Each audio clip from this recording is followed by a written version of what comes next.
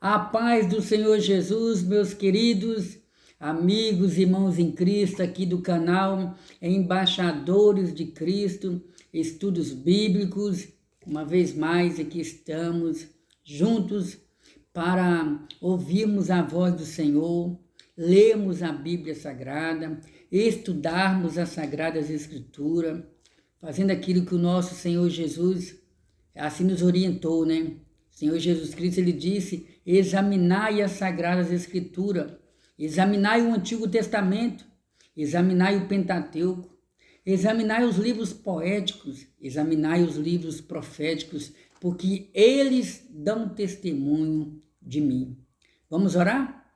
Vamos falar com o Senhor nosso Deus. Pai, em nome de Jesus, nessa hora eu quero adorar ao Senhor em espírito e em verdade. Deus, queremos mais de Ti. Senhor, nos revela a Tua palavra, em nome de Jesus. Amém.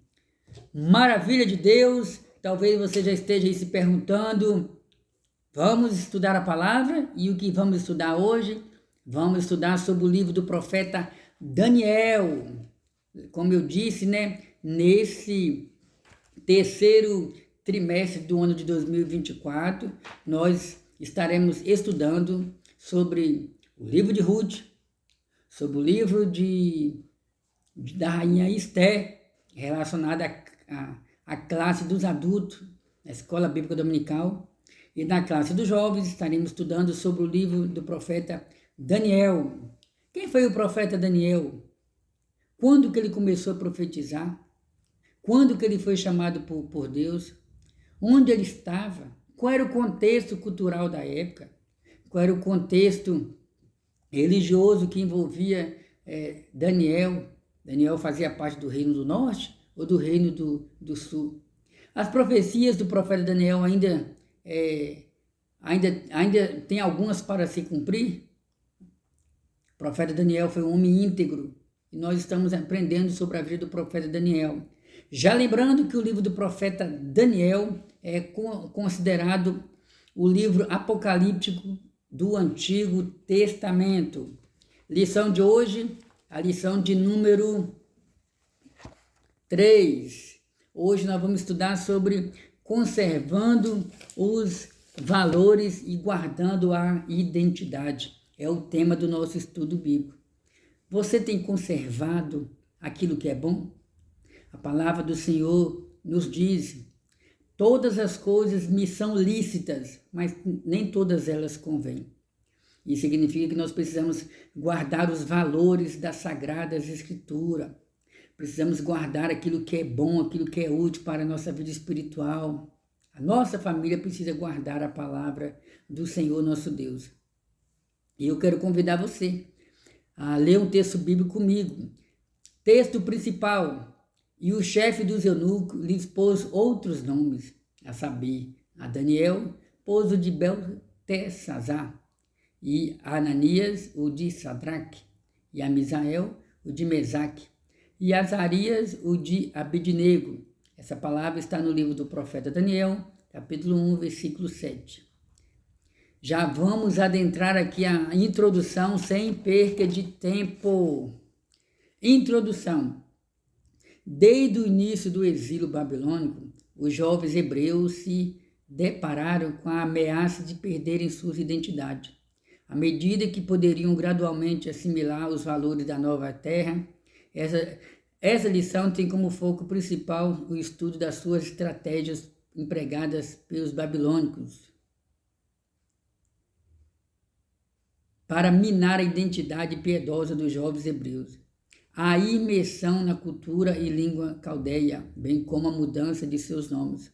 Como veremos, a narrativa bíblica nos oferece valiosas lições sobre conservar nossa identidade espiritual e nossos princípios, especialmente diante da doutrina ideológica presente atualmente na educação secular.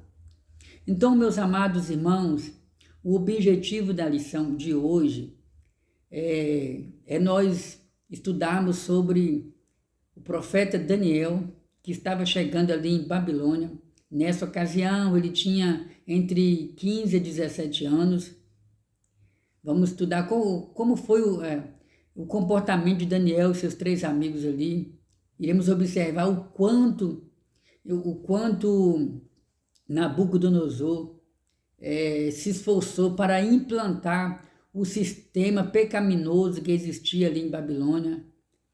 Inclusive, eu quero que você saiba que quando estudamos sobre a Babilônia, ou quando a Bíblia fala sobre a Babilônia, a Bíblia não está se referindo apenas a um lugar geográfico. Nós já estudamos sobre isso. Nós já estudamos que a Babilônia ela teve origem lá no livro de Gênesis, quando o neto ou bisneto de Noé decidiu construir uma torre de Babel. Quer mais detalhes? Assista às nossas últimas aulas. E aí nós já falamos sobre o quanto a Babilônia fez história, né? O quanto a Babilônia foi predominante durante vários séculos, né? Como um grande império. Passou-se o tempo e nós já aprendemos sobre a Hammurabi, que de uma certa forma liderou a reconstrução da Babilônia, querendo que ela se tornasse um grande império, né? Famosa como nos tempos de Nirod. E aí chegamos no período de Daniel, quando Nabucodonosor quis que a Babilônia voltasse a ser aquela Babilônia lá dos tempos atrás, né? Esplêndida, vitoriosa, com muita cultura diferente, a cultura no sentido de uma forma diferente de escravizar os seus servos, uma forma diferente, cultuando vários deuses. Falamos um pouco sobre a cidade. É bom que a Bíblia ela foi escrita dentro de uma cultura diferente da nossa. É bom a gente conhecer um pouco sobre isso. Então, o profeta Daniel chega em Babilônia. Então, o comentarista já inicia dizendo que desde o início do exílio na Babilônia, os jovens hebreus se depararam com a ameaça de perder a sua identidade. A palavra do Senhor nos mostra que Deus permitiu que o exército da Babilônia invadisse Jerusalém, o reino do sul, no período do profeta Jeremias, e o exército da Babilônia invadiu Jerusalém em 3 datas diferentes, levou vários moradores em 3 levas diferentes. A princípio ele levou os príncipes ali de Judá, as pessoas mais cultas, mais inteligentes, membros ali da família real. Aí no segundo período, aí passou-se algum tempo, né? Passou-se alguns anos, porque outros reis foram colocados ali, e a intenção de Nabucodonosor era essa: eu vou deixar vocês aqui na terra de vocês. Era Deus castigando Judá, era Deus castigando os judeus. Eu vou deixar vocês aqui, mas tem uma coisa: vocês vão ter que prestar relatórios para mim, vocês vão ter que pagar impostos para nós. E os reis tinham essa obrigação de pagar impostos, entre outras obrigações, para a Babilônia. E os reis que eram colocados, eles eram insubmissos ao Senhor. Se você tiver condição, leia o livro do profeta Jeremias, para você ter uma noção melhor como estavam os reis de Judá nessa época. Desviados, os reis desviados, os príncipes desviados, muitos sacerdotes, os sacerdotes também desviados da verdade. E Daniel agora chega em Babilônia, levado como prisioneiro. Lembrando que na segunda leva em que o exército da Babilônia invade Jerusalém, revoltados com a insubmissão do rei, né? A palavra do Senhor nos mostra, né? A cidade foi destruída. Os muros foram destruídos. O templo foram destruídos. Diz o texto bíblico que vários jovens foram mortos, mas Deus poupou a vida de Daniel. E Daniel caminhou aproximadamente cerca de 1000 quilômetros até Babilônia. E agora, Daniel, como prisioneiro, chegando em um país estranho, em uma terra estranha, distante de Jerusalém, distante do templo de Jerusalém, distante do dos seus pais, porque, pelo que eu observo, o texto bíblico não dá detalhes sobre a família de Daniel, até onde eu me recordo. E agora, distante dos seus amigos, distante dos seus sonhos, porque ele sonhou muitas coisas para a sua vida, menos passar por essa situação humilhante, pagando pelos pecados dos maiores ou da liderança judaica ali, porque o castigo veio para todos.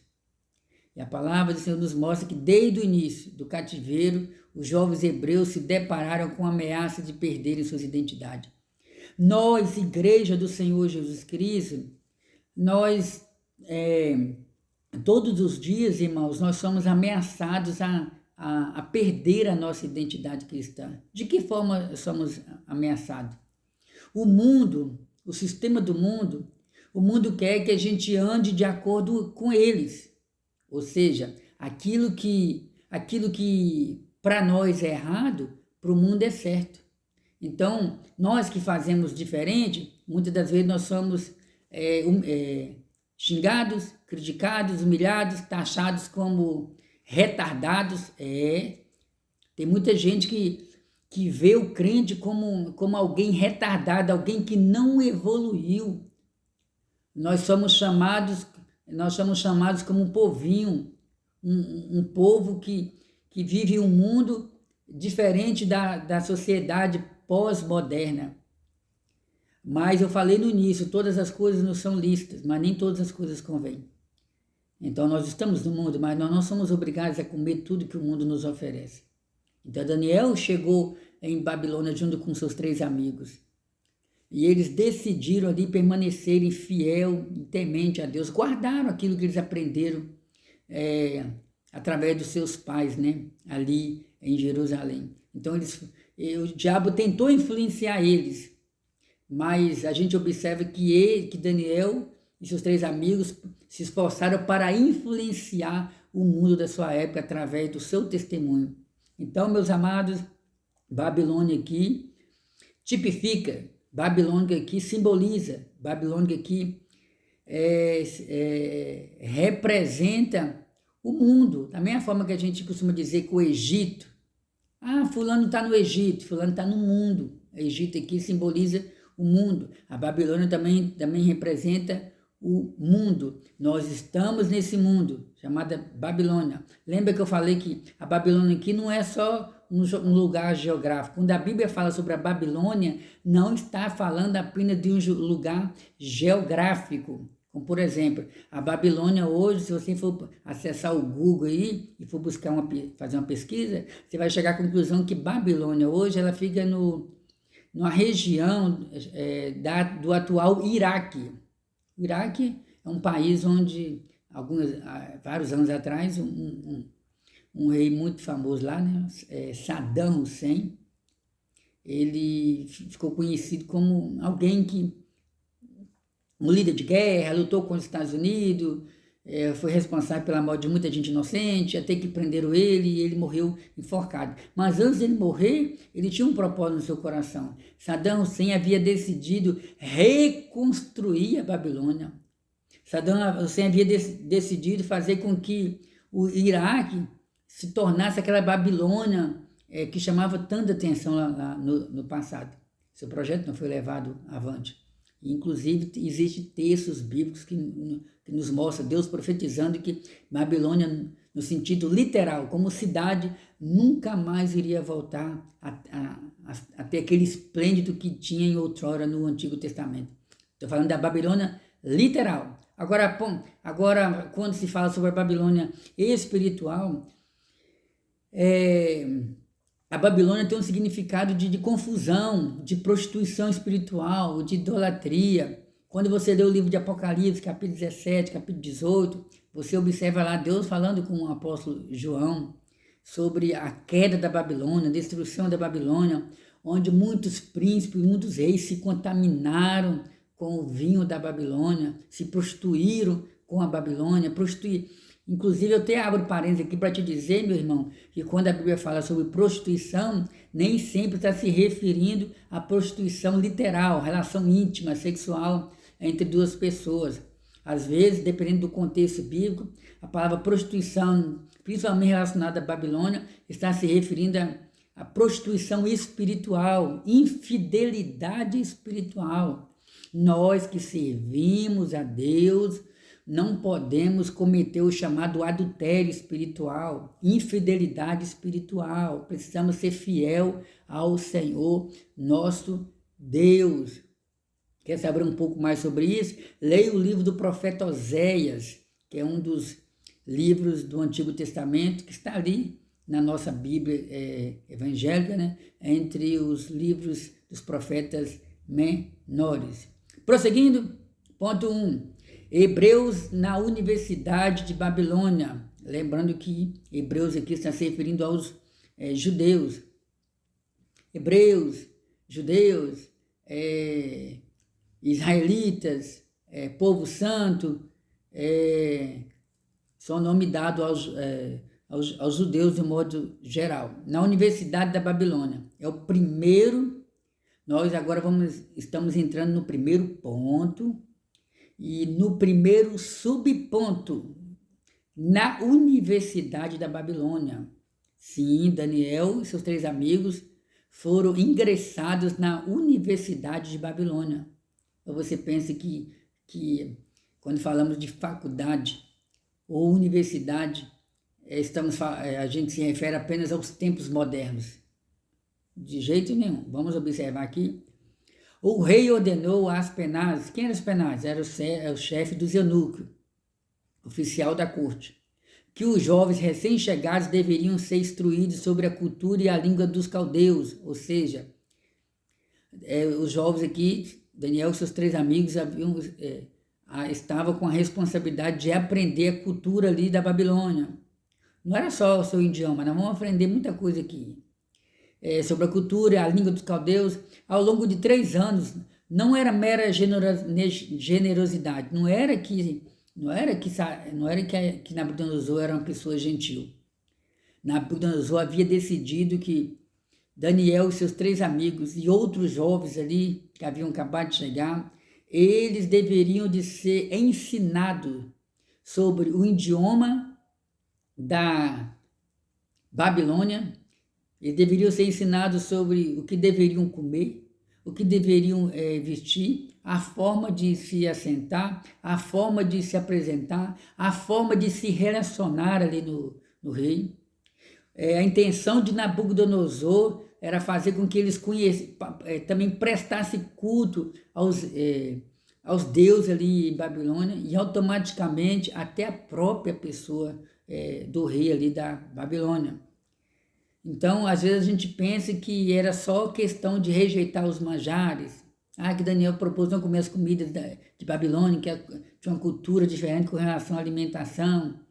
Aí a gente vê lá os nomes de Daniel e seus 3 amigos que foram mudados, a gente pensa que era só isso. Irmão, por detrás dessa intenção de Nabucodonosor, a gente vê a ação do diabo naquela época e nos dias de hoje também. O diabo, ele quer mudar a nossa identidade cristã. Vamos vigiar. Vamos vigiar.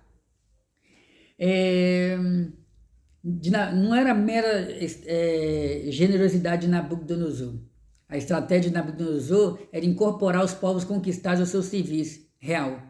Concluindo o curso de imersão, eles também seriam emprego garantido se aprovado no teste final. Isso parecia uma grande oportunidade para Daniel e seus amigos crescerem academicamente e profissionalmente no novo mundo. Então, meus amados irmãos,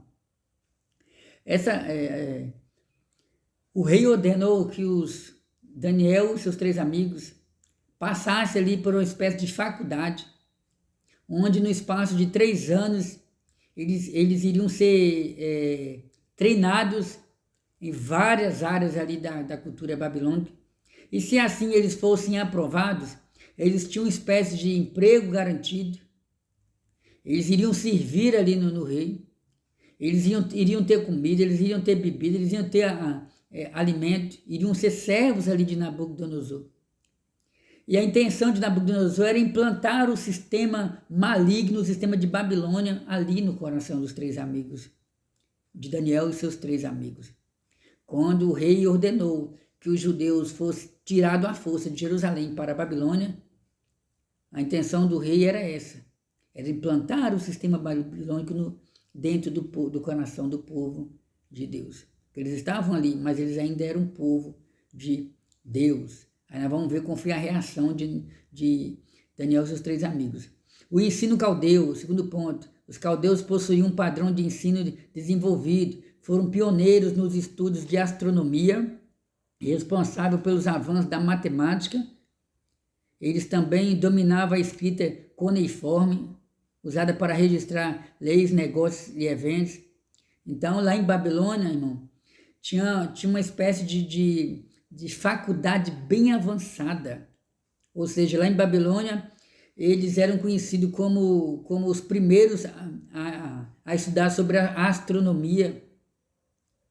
Eles também tinham qualidade nessa área de matemática. E o comentarista ele diz que eles dominavam a escrita cuneiforme. Essa escrita cuneiforme é uma espécie de tablete, tipo um tijolinho, né? Onde nesse tablete, suponhamos o alfabeto deles, um exemplo aqui. As palavras deles, a forma deles escreverem algo, eles iam nesse tablete e colocavam, vamos supor, um desenho, um exemplo. E nesse desenho, cada desenho representava, suponhamos, algum número, alguma letra, alguma palavra. Então, esse material chamado de cuneiforme, eles também dominavam a escrita cuneiforme, usada para registrar leis, documentos e eventos. Isso aqui é muito importante, né? Porque a gente sabe que a palavra de Deus, a princípio, ela foi transmitida da chamada tradição oral. O pai passava para o filho passava para outro filho, e assim por diante. Depois a palavra de Deus foi escrita em pedras. Aí depois de muito tempo, lá na época do Egito, a palavra de Deus começou a ser escrita num papiro. Aí você vê mais adiante, a palavra de Deus passou a ser escrita em pergaminho, que era pele de animais. Mas nesse meio tempo existiam outros tipos de materiais onde documentos eram gravados, eram registrados nesse material chamado cuneiforme. Aí até que, agora já após Cristo, parece que aproximadamente 1200 por aí, passou a existir a gráfica, aí a palavra de Deus começou a ser publicada de uma maneira maior através das gráficas. Então, Babilônia tinha, como é que eu posso dizer? A Babilônia tinha vários recursos para quem quisesse viver ali. A Babilônia chamava a atenção de outros impérios, de pessoas de outras nações, não só pela beleza da cidade, não só pelo jardim, que eu já até comentei que a Babilônia, em Babilônia tinha um jardim chamado de Jardim Suspenso, onde era considerado uma das 7 maravilhas do mundo antigo, o quanto esse jardim era bonito. Mas não era só isso. Então, dentro dessa cultura de ensinar, de aprender, a gente vê aí o quanto a Babilônia se destacava. E o rei queria que os jovens fossem ensinados nessas áreas, na área do saber, na área do conhecimento. Só que dentro dessa parte boa, porque estudar é muito bom, dentro dessa faculdade, onde eles aprenderam muita coisa na área do saber, na área do conhecimento, o diabo veio com o sapatinho de algodão, querendo ingressar, querendo colocar na mente dos 3 jovens judeus a cultura satânica que existia ali em Babilônia. Mas os 3 jovens, os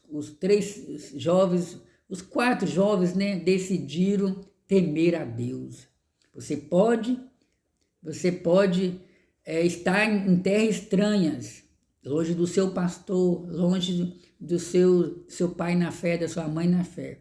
Não importa onde você está, mas guarde a palavra do Senhor. Prosseguindo aqui, por outro lado, o ensino caldeu era empregado era impregnado de astrologia, misticismo, formando seus magos, encantadores e feiticeiros. Então lá também a gente sabe que tinham os chamados magos, feiticeiros, encantadores, assim por diante. Prosseguindo aqui, desse modo, ao serem introduzidos na educação daquele povo, os jovens hebreus estavam adentrando a um mundo totalmente diferente. Corriam o risco de aculturação, isto é, a perda da cultura e das crenças hebraicas. Então eles sabiam que eles corriam esse risco de se esquecerem dos mandamentos do Senhor, da cultura judaica, de tudo aquilo que eles já haviam aprendido. Nós também, irmãos, nós também. O diabo quer que durante a nossa vida corrida do dia a dia, a gente não tenha mais tempo de ler a Bíblia, orar, ir à igreja, consagrar. O diabo quer que a cultura desse tempo presente nos sufoque ao ponto de a gente não ter mais tempo para as coisas de Deus. Então o diabo quer que a gente abrace a Babilônia, abrace o sistema da Babilônia e pare de condenar o pecado. Mas que Deus tenha misericórdia, nos cubra com o sangue dele e não deixe que a gente seja influenciado por esse espírito da Babilônia que tente de qualquer forma nos tirar do propósito, e o propósito é maior. O meu propósito é servir a Deus. Discernindo diante das estratégias do inimigo. Nabucodonosor era um conquistador violento, mas não era um bárbaro em termos de conhecimento. Ele tinha consciência da importância da formação cultural como estratégia, velada de reeducação e ressignificação das ideias na mente dos exilados. Então, Nabucodonosor sabia o que ele estava fazendo. Ele estava querendo reeducar os jovens, trazer uma educação totalmente diferente daquilo que eles haviam aprendido. Eles eram novos, mas a gente vê a importância dos pais educar os filhos no caminho do Senhor, no caminho da justiça. Eram novos, mas possuíam idade suficiente para terem guardado a palavra do Senhor. Afinal, o inimigo é astuto e procura trabalhar na mentalidade das pessoas desde tenra idade, sem usar métodos violentos, mas pedagógicos. Então, amados irmãos, há quem diga que na antiguidade, eu concordo com isso, né? Há quem diga que antigamente o diabo tentava parar a igreja, matando crentes. Quando você começa a estudar sobre a história do cristianismo, você fica impressionado, abismado, lamenta, chora com a morte de tantos crentes que morreram de forma cruel e inocentemente. Era o diabo tentando parar a igreja. Porém, hoje, infelizmente, o diabo continua agindo, porém mudou suas formas de trabalhar. Hoje ele trabalha muito nessa parte chamada de parte pedagógica, sabe? Ou seja, ele procura entrar dentro da igreja, trazendo novas interpretações da Bíblia Sagrada, interpretações erradas, doutrinas erradas, doutrina de homem. A Bíblia, inclusive, já tem até pastores que se venderam, praticamente se venderam. Hoje em dia, infelizmente, já existe até pastores dizendo que a Bíblia é muito antiga, ela precisa ser reeditada, ela precisa ser reescrita. A Bíblia precisa passar por uma alteração. Já existem filósofos, teólogos, que praticamente, na minha opinião, desviados da verdade. Já existem teólogos propagando por aí que a Bíblia ela é muito arcaica. Ela foi escrita, arcaica, a palavra arcaica significa antiga. Ela foi escrita dentro de uma cultura totalmente diferente. A gente tem que procurar readaptar a Bíblia à pós-modernidade, ao que as pessoas querem ouvir, o que as pessoas gostam. Irmãos, sai para lá, Satanás, em nome de Jesus Cristo. A palavra de Deus, ela não deve ser mudada. O que deve ser mudado é o pensamento pecaminoso daqueles que querem ajustar a palavra de Deus aos desejos do homem. Eles estavam em Babilônia. Eles souberam discernir, eles souberam diferenciar o que era certo e o que era errado e guardaram a palavra de Deus em seus corações. Vamos lá? Esse mesmo modo de operação se repete hoje, quando os valores das crianças, adolescentes e jovens assim como Daniel e seus amigos. Prosseguindo aqui, vou fazer um breve comentário, né? A relativação de valores, a desconstrução da identidade, a relativização da verdade. Caso aprendesse o padrão moral da religião dos caldeus, os jovens hebreus teriam de aceitar a relativação da verdade. Afinal, o relativismo pode se propagar tanto pela imposição quanto pela destruição sutil. Então, amados irmãos, o que é relativismo? A intenção de Nabucodonosor era fazer com que os 4 jovens hebreus, entrassem por esse caminho intitulado de relativização. Tudo é relativo. Ou seja, nós vivemos numa época onde se prega muito sobre o relativismo, ou relativismo moral.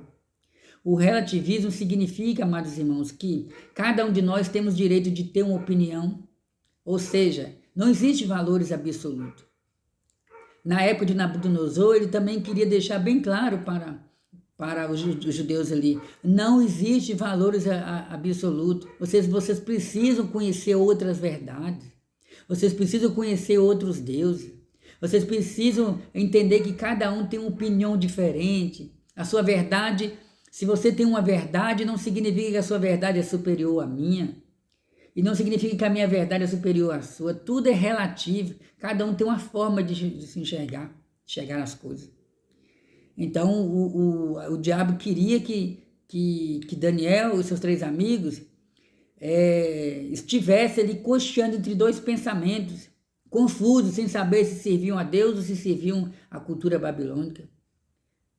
E como nos dias de hoje também, né? Infelizmente, nós vivemos uma época onde se prega muito sobre o relativismo moral.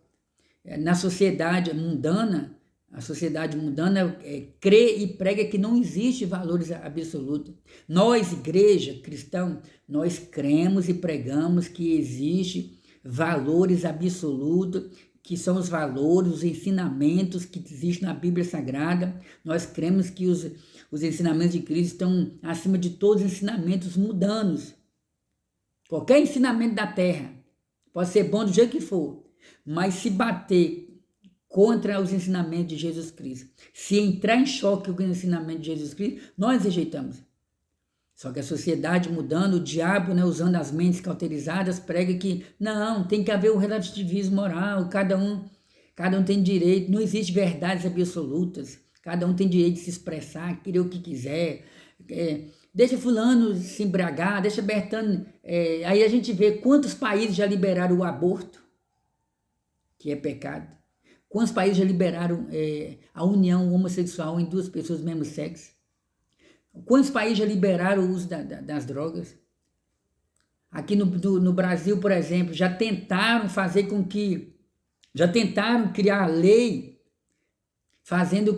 querendo fazer com que haja um banheiro unissex, onde um homem e uma mulher podem entrar no mesmo banheiro. Irmãos, olha que projeto diabólico.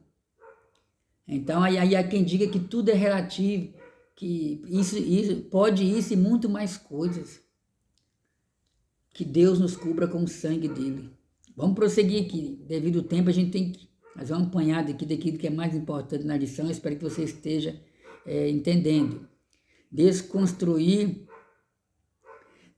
identidade. Então, a intenção do diabo era desconstruir a identidade dos 3, de Daniel e seus 3 amigos.